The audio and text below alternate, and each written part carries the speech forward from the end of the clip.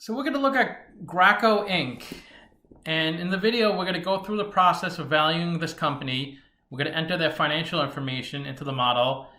Then we're going to forecast their future free cash flows, discount those numbers back to today's values.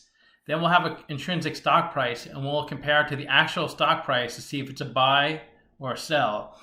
And we'll also look at their financial ratios at the end.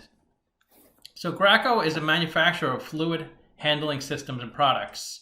It started in 1926 and it's headquartered in Minnesota. Now let's find out their market cap, which is $8.873 billion. And they're trading at 53.26.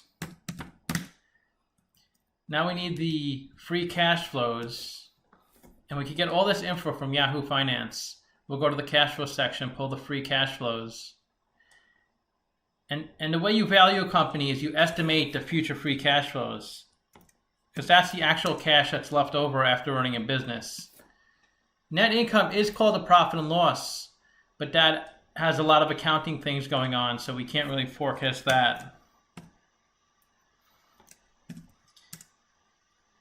And last, we need a revenue, which is just the sales.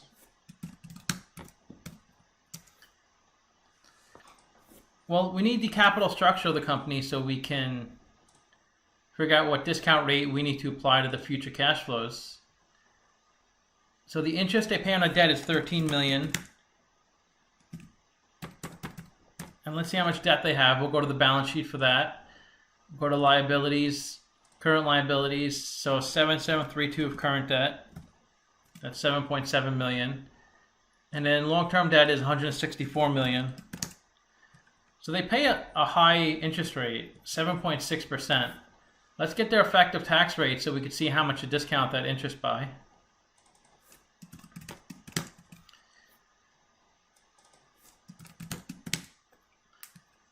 So they pay 15% of taxes, so the cost of the debt is 6.5%. And they only have 2% of the capital structure's debt, so that's really good. Let's figure out the cost, the beta, so we can figure out the cost of equity. And they have a low beta. Their stock moves half of what the market moves. So when you combine the equity and the debt, you get the WACC, the weighted average cost of capital, 6.62%. And that's what we're going to apply to the future cash flows. Now we estimated 4 years of free cash flows, and we estimated it based off of the inputs earlier. And we discounted those using our WACC. And then the present value today of those numbers are these 5 numbers, and the sum of that is 10.4 billion. And when you divide that by 167 million shares, you get a stock price of 62.36. And it's trading at 53, so it's trading at a 15% discount. So it's trading pretty close to intrinsic value. It is a buy according to the model. Let's see if it traded higher. It looks like it was trading around 60, or maybe more like high 50s a few months ago. So it never really even traded 60, it looks like. But it's trading pretty close to intrinsic, but a stock could always trade above or below intrinsic value. It's just what investors perceive the future of the company to be. So let's look at their financial ratios. We have to go back to the balance sheet. We need some more info.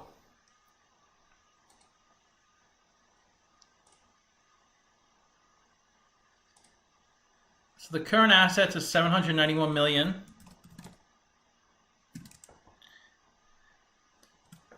And the current liabilities of 285. Equity of $1 billion.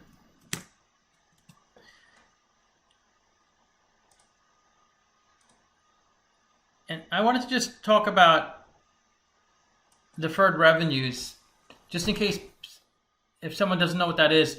That's in the liabilities section. And deferred revenue are payments this company received in advance.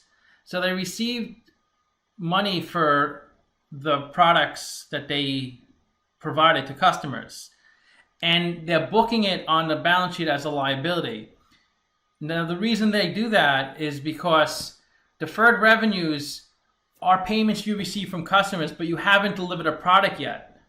So you can't book it as an asset, which you normally would book the cash on your balance sheet because you receive cash, but you put it into liabilities because you actually didn't deliver the product yet. This happens a lot with magazine subscriptions, where you buy a year up front of a magazine and they can't book that cash yet. They have to keep it as a liability under deferred revenues.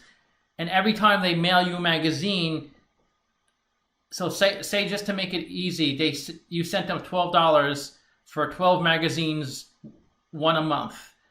So they would book $12 in deferred revenues, and every time they delivered a magazine to you, they would have to take $1 out of deferred revenues and book that to cash. So let's get to earnings before interest and taxes, and that's operating income. So they have a pretty good amount of current assets over current liabilities. Current assets is cash, accounts receivables, and inventory, assets that you can convert to cash pretty easily. Current liabilities are liabilities or debt that you have to pay within a few months or within a year. And equity is your total assets minus total liabilities on your balance sheet, and that's the value of your firm. And EBIT is earnings before interest and taxes, which is your operating income. So that's income from your operating business, but it's before you pay interest and taxes and before any depreciation. So let's look at their ratios. PE is a little high. That's price over stock over earnings per share. I like to see it under 15, so it is a little on the higher side. Price of sales is also a little on the higher side. I like to see it under 2.2. They have 5.4, and they have a pretty high price to book as well. That's price to stock over book value per share, and book value is your equity. So not the best ratios. And although a current ratio of 2.77, it looks good because that means they have about 2.5 times the amount of current assets as current liabilities. And you want to have a good spread between those two, because if payments are due, you need the cash in your bank to pay those amounts. And if you don't, then you have to borrow it. That's a little high, not too high, but they don't need to be well over 2 like that. That just means they're probably sitting on a lot of cash. They probably could do more with that than just leave it in the bank. ROE is really good, 34%. That's your net income over equity. And that's the return they provide to their equity holders. So the only other company I did that is in the same industry as this is 3M. And it's funny that they have kind of the tickers of the same exact 3 letters. I understand why 3M is MMM, but I don't understand why Graco is GGG. Maybe because they were trying to copy 3M.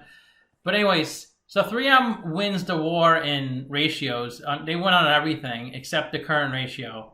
And if you ask me, they actually win the current ratio. That's a better current ratio than 2.8. But 3M is a mature company. It's a giant of a company. This is, what's their market cap?